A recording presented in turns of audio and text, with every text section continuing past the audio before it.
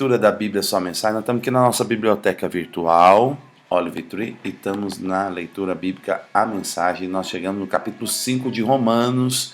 Ao aceitar pela fé o que Deus sempre desejou para nós, consertar nossa situação com Ele, tornar-nos prontos para Ele, alcançando tudo isso com Deus por causa de nosso Senhor Jesus. Mais ainda, abrimos-nos para Deus e descobrimos ao mesmo tempo que Ele já se abriu para nós e nos achamos no lugar que Ele queria que estivéssemos, perante a graça e glória de Deus, na presença dEle, expressando o nosso louvor. Mas ainda há muito mais. Continuamos a expressar nosso louvor, mesmo que estejamos cheios de problemas, porque sabemos que os problemas podem desenvolver em nós paciência. E com a paciência, por sua vez, forja o aço temperado da virtude, mantendo-nos atentos quanto ao que Deus pretende fazer. Desse modo, passamos a ter esperança. Com essa expectativa, jamais nos sentiremos enganados. A verdade é que nem temos como reunir todas as vasilhas necessárias para encher com tudo que Deus generosamente derrama sobre a nossa vida por meio do Espírito Santo. Cristo chegou na hora certa para tornar isso realidade. Ele não esperou que todos estivessem preparados. Apresentou-se disposto ao sacrifício quando ainda éramos fracos e rebeldes demais para fazer alguma coisa por nós mesmos. Mesmo que não fôssemos tão fracos, de qualquer maneira, não saberíamos o que fazer. Podemos entender quando alguém morre por uma pessoa digna, como alguém bom e nobre poderia inspirar um sacrifício abnegado. Mas Deus demonstrou quanto nos ama ao oferecer o seu Filho por um sacrifício por nós, quando ainda éramos tão ingratos e maus para com Ele. Agora que nossa situação com Deus está resolvida, por meio dessa morte sacrificial, o perfeito sacrifício de sangue, não há mais razão para estar em oposição a Deus sobre qualquer assunto. Se em nossa pior situação fomos postos em condição favorável diante de Deus pelo sacrifício de seu Filho, agora que estamos nessa situação maravilhosa, apenas imaginem como nossa vida poderá ser plena e gloriosa por meio da vida proporcionada pela ressurreição. Agora que já desfrutamos essa maravilhosa amizade com Deus, não nos contentaremos com meras declarações formais, mas cantaremos louvores a Deus por meio de Jesus, o Messias. Vocês conhecem a história de Adão e de como ele nos lançou no dilema em que estamos. O primeiro pecado, depois a morte. E ninguém ficou isento do pecado ou da morte. Aquele pecado afetou os relacionamentos com Deus em tudo e com todo mundo. Mas a extensão das consequências negativas não ficou clara até que Deus explicasse em detalhes a Moisés. Até os que não pecaram como Adão, que desobedeceu a um mandamento específico de Deus, tiveram de experimentar o fim da vida, a separação de Deus. Mas Adão, que nos pôs nessa situação, também aponta para aquele que nos livrará dela. Todavia, o resgate não é proporcional ao pecado que traz morte.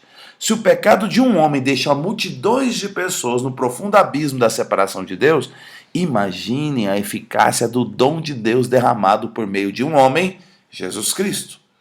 Não há comparação entre o pecado que traz morte e esse generoso dom gerador de vida. A sentença pronunciada sobre aquele pecado foi a morte, mas sobre os muitos pecados que seguiram veio a sentença de vida. Se a morte obteve supremacia pelo erro de um homem, imaginem o que pode fazer a extraordinária recuperação de vida que agarramos com ambas as mãos. Esse dom de vida extravagante, essa restauração total, providenciada pelo homem Jesus Cristo. Aqui está um resumo de tudo. Assim como uma única pessoa errou e nos deixou todo esse problemão com o pecado e a morte, também uma única pessoa fez o que era certo e nos livrou de tudo isso. Mais que apenas nos livrar do problema, ele nos trouxe para a vida. Um homem disse não a Deus e afundou muita gente no erro. Outro homem disse sim a Deus e consertou tudo que estava errado.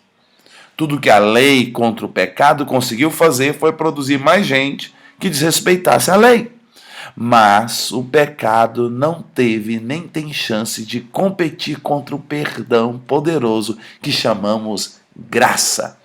Na disputa entre o pecado e a graça vence com facilidade. Tudo que o pecado pode fazer é nos ameaçar com a morte. Já a graça, uma vez que Deus está consertando as coisas por meio do Messias, nos convida à vida. Uma vida que continua para sempre, que jamais terá fim. Isso aqui é Romanos capítulo 6. E, gente, é como se Paulo estivesse aqui transbordando. Eu posso imaginar, depois de escrever essa porção aqui da Escritura, eu posso imaginar Paulo levantando a mão e cantando. Você percebe que é uma crescente? No capítulo 1, 2 e 3, ele faz o design da humanidade caída, dos pecadores maus, capítulo 1, pecadores moralistas, capítulo 2, pecadores religiosos, capítulo 3. Aí no final do capítulo 3 ele fala, mas o dom gratuito de Deus em Cristo Jesus é a vida eterna. No final do capítulo 3 ele começa a falar da esperança, do Evangelho de Deus, que é a mensagem trazendo salvação e redenção para todos esses pecadores. Aí no capítulo 4 e 5, o cerne é justificação pela fé, é justiça, é justificados. Se tivesse um codinome que um cristão devia carregar, é justificado. Se pudesse definir uma frase, um cristão, essa frase, João Paulo, que vai batizar-se hoje, no dia 5, Davi, primogênito, se pudesse definir uma frase, a vida de um cristão é justificado pela fé. Esse é o cristão. O cristão não é um pecador mau, o cristão não é um pecador moralista, um cristão genuíno não é um pecador religioso. Ele pode ter sido cada um desses três, mas quando ele recebeu o dom gratuito de Deus, quando ele recebeu pela fé o Evangelho, ele se tornou justificado. E o que é se tornar justificado? Aí no capítulo 4, Paulo explica sobre os patriarcas, sobre Abraão, sobre o rei Davi e sobre como esses foram justificados pela fé antes do Messias vir. Agora Paulo está dizendo o seguinte, agora Paulo fala de Adão e Jesus. E Paulo apresenta Adão e Jesus como dois cabeças de uma raça. Adão como cabeça da raça que caiu. Jesus como cabeça da raça que se redimiu, que se levantou. Adão como cabeça da criatura caída, decadente, que come da árvore da morte. Jesus como cabeça da nova criação, que come da árvore da vida. Aquele que de mim se alimenta, por mim viverá, diz lá em João 15, Jesus, o cabeça dessa nova raça. E aí, como diz aqui o texto perfeito de Eugênio Peterson, essa tradução da Bíblia simplificada, a mensagem, ele diz assim, o resumo de tudo é o seguinte, uma única pessoa errou e nos colocou no problema do pecado e da morte. E toda a humanidade entrou nesse rio de pecado e morte por causa da queda de Adão e Eva, a queda do Éden. Aí ele diz, e porque uma pessoa fez tudo certo, nós entramos no rio de vida. Agora basta você crer. Se você crer na obra da justiça própria, que é os caminhos de Adão, você anda na morte. Mas se você crê na obra da justiça da fé, que é olhar para a cruz de Cristo, você entra na árvore da vida, você entra no rio da vida. É uma questão de crer. Então aquele que recebe o Evangelho e crê para dentro de Cristo, é como se houvesse dois rios. O rio do pecado e da morte, que é a geração dos filhos de Adão, que eu creio nas obras da justiça própria. E toda justiça própria só produz pecador mau, pecador moralista e pecador religioso. Aí a pessoa sai desse rio e diz, não, eu desisto, eu creio para dentro do rio da justiça de Deus. E esse rio da justiça de Deus não é o que eu faço que provoca uma reação em Deus, mas é o que Deus faz em mim, por mim, que provoca uma reação em mim. É isso o dom da justiça, é isso que está aqui em Romanos 5, e que o Senhor te abençoe muitíssimo. Amém.